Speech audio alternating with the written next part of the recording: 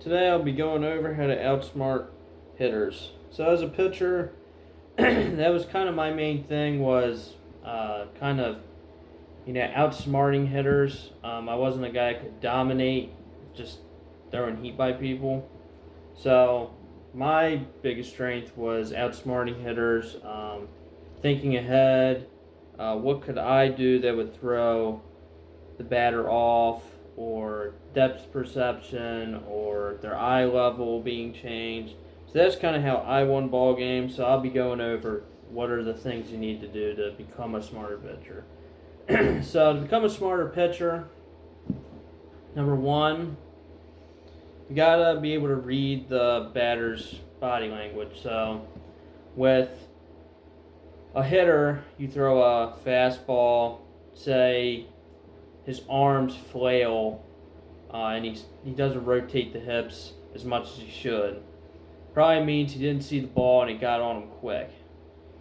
So that at bat, you're looking at, what were their hips doing, what were their hands, and then you can base on that at bat how to judge him for the rest of the at bat.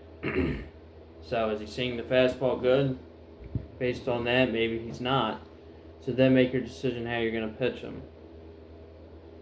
So body language is very key. On top of the body language with the hitter, also look at how there's some guys that have a toe tap. They have a kind of a rhythm or flow into their swing. With someone that has a toe tap, a lot of guys that have a toe tap are relying on their toe tap quite a bit. So a lot of guys I would do with a toe tap is I would do dramatic speed changes. So if he's putting down his toe and I go to throw a 80-mile-an-hour fastball and his toe's hitting on the ground at a certain time, I can look at that and be like, okay, if I take 10 miles an hour off of this and then come back with a fastball, he's going to have to sacrifice something in his mechanics with his toe tap. So then taking 10 miles an hour off, he might have to double toe tap. He might have to wait longer after his toe tap, and that could change everything as a hitter. So looking at their mechanics even in their lower half, not even just their top half or swing, is very key. I would say number two that would make you a really smart pitcher. And if you get confident with your pitches, your breaking stuff, throw breaking stuff early. If you can throw first pitch breaking balls and work backwards against good teams that they'll hate first pitch breaking balls, those teams want fastballs as much as they can. You start spamming breaking balls in good spots, they're going to be waiting and trying to be patient. A lot of good teams try to be patient because, they're disciplined hitters, but they're looking for their pitch. Unless you're playing a really aggressive hitting team, you got to take advantage of that. So, try to get used to throwing first pitch breaking balls as much as you can. I would say number three would be the outside pitch.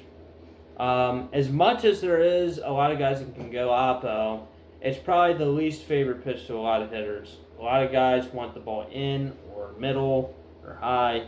A lot of guys don't like it outside. A lot of good teams won't like the ball outside. They will like the ball in. So if you sit on that outside corner the whole game and you tunnel middle and away, and then when you need to come in on a pitch, their whole eye level is outside the whole game.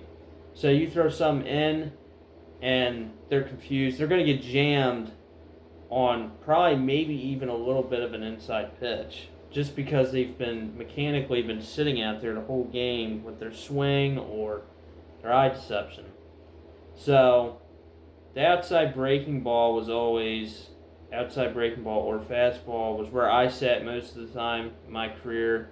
And then when I thought I needed to go in on a certain pitch, I would go in. Um, so that's really key, and with especially good teams. Um, Another is probably the number four. Would probably be the depth perception, high and low. If you have a changeup or a sinker, um, I would highly recommend starting at middle, letting it eat the lower to strike zone, staying low, and then when it gets later in the at bat and you've shown them everything low, you've shown them, you know, maybe you started a breaking ball in that same spot as the sinker, then elevate with that four seamer. He's been looking low the whole time, and it might get on him quicker than he thinks. Um, that's really key, and also being a really good pitcher. Number five, and this is probably one of the key things that maybe is not as much of a thing today because of velo, but it'd be velo change. Changing your velo. You throw a change up at 71, you throw your fastball at 82. Go back to a 68 mile an hour changeup. Change your velos up because that's what I did a lot of my career is I changed speeds, and it was more of messing the hitter's timing up and allowing me to get ground balls, maybe them getting in front of themselves with the swing path, or them throwing their hands late. That kind of stuff can really mess with a hitter. It's not as much anymore because everything's so velo based, but it's pretty underrated for getting guys out, especially at a good level. And then I would say another key thing would be to do is in a game making sure that you're looking at every hitter. As much as it is hard in a game to look at hitters,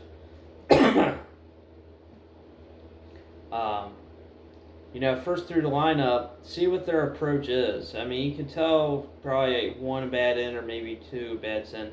Are they a guy that waits for their pitch? Are they a guy that's aggressive? Are they a guy that,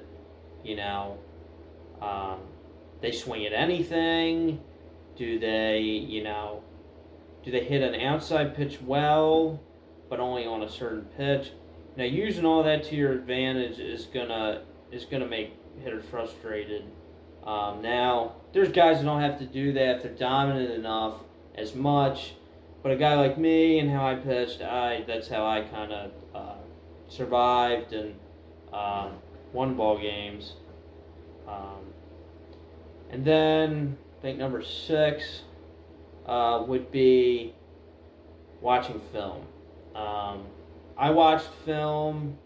The few games I could, I watched film for probably 20, 30 minutes, saw the hitters, went back and looked at my film pitching, and I would just analyze everything, just to see what I could have done better, just to see what they had, what their plan was for the game, and that kind of stuff. Film can be one of the biggest advantages probably out of all of these that ties into everything I've talked about. And then another one would probably be what is your best pitch in each count? If you're a guy that really likes throwing 0-2 sliders to waste a pitch, you don't want to become too predictable.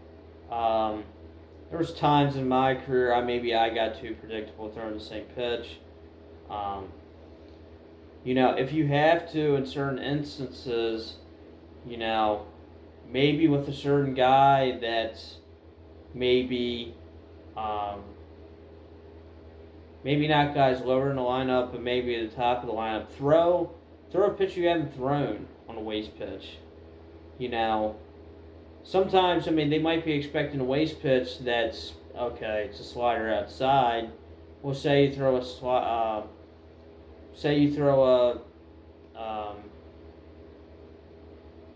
a cutter outside, and it's a waste pitch, but it might look good enough there for a while where he feels like he's got to protect, and then he's swinging and missing, or he goes down looking. So don't keep throwing the same pitch on a waste pitch. To me, I think wasting a pitch is kind of pointless. I think wasting a pitch kind of, I feel like a challenging the hitter, because that builds tension on a hitter. Because I was a hitter.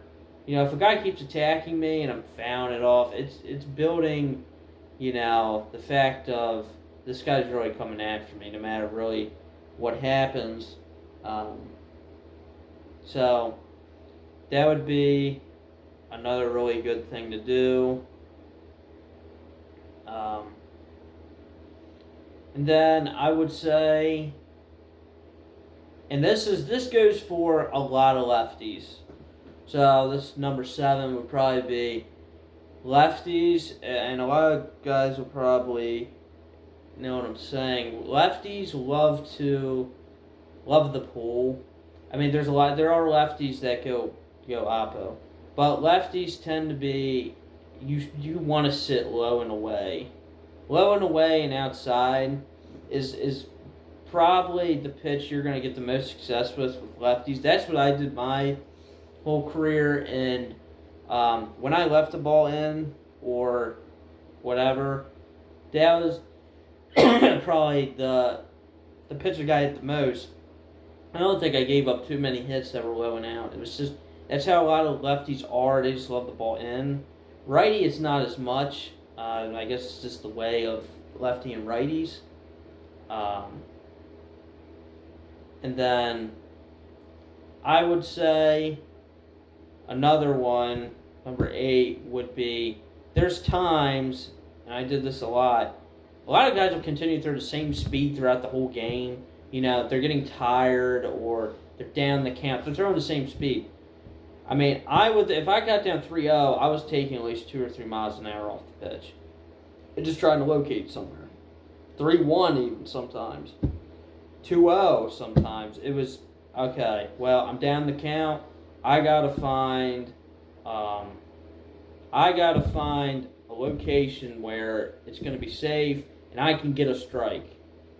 And I'm not getting down 3-0, and, you never want to be down the count.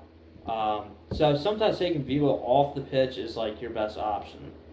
Not always saying same speed. You got to keep the same mechanics, but sometimes it's just best to, take a breath and just think, okay, take a little off, find a location that is good location. Number 9 would be getting ahead. I would say this is kind of obvious, but there's a lot of colleges that, I mean, not a lot, but there are colleges where they have a lot of guys that are good and got talent, but they can't get ahead. They have control issues, and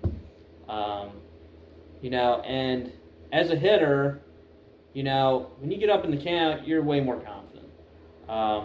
So, and then they're having to come back and sacrifice with fastballs to get back. And guys, college are going to cream fastballs if you're trying to get back in the count.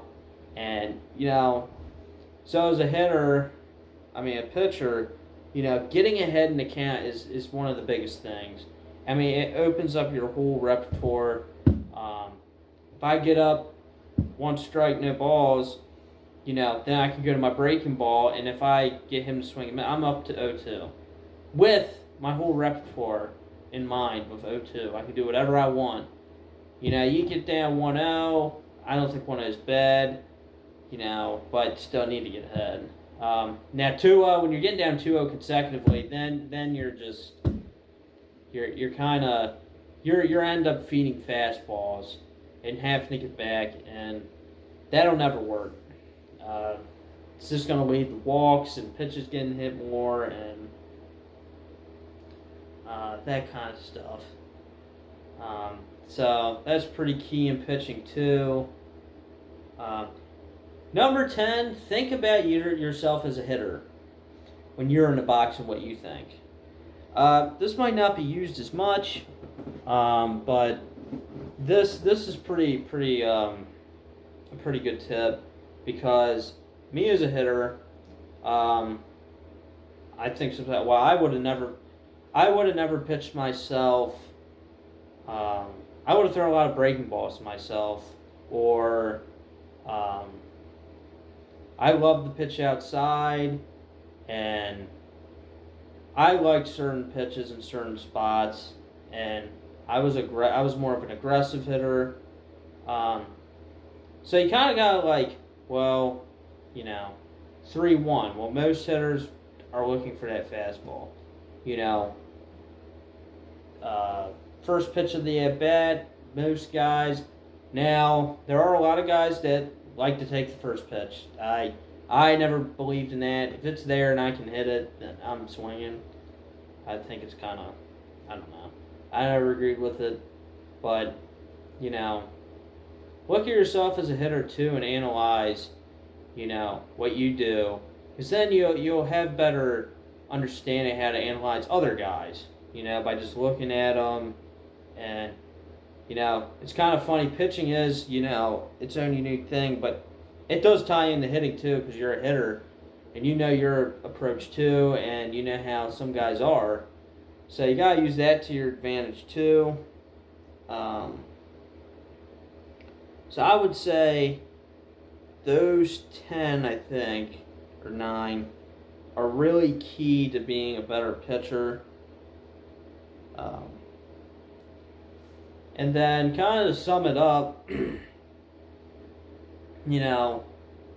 when you have a good breaking ball, you've established 3 really good pitches, you can throw breaking balls early, you're getting ahead in the count, you're messing with the batter's timing,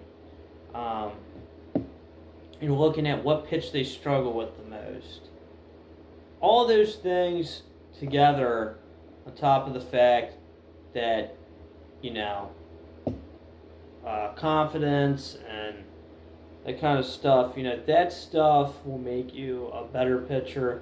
You'll be better in the long run, and you'll never have, some of the problems that, that'll come in the future. Now, I mean, it's easier said than done to do all this, but a lot of the game has to deal with being smarter. Yeah, there's a lot of guys that have a lot of talent, but, I mean, you look at base runners, there's some guys that never had the speed, but they stole there's guys who stole the most bases just because they had good jumps. One, the fact that, they were smart on the base paths. They weren't the fastest, but they know how to get it done. Same with pitching. There's guys like, you can look at Greg Maddux. Greg Maddux wasn't whatever. He was just smart. He knew what to do. He knew how to save pitches for later in a game to the same guy. He would keep pitches in his back pocket for certain situations. I mean, that kind of stuff he did, and he was one of the best pitchers that ever played, and so you can see that kind of stuff can get you anywhere.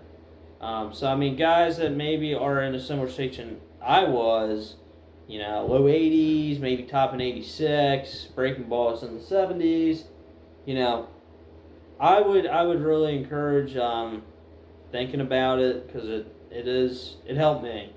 So, with all that said, I hope maybe from listening to this that you learned something.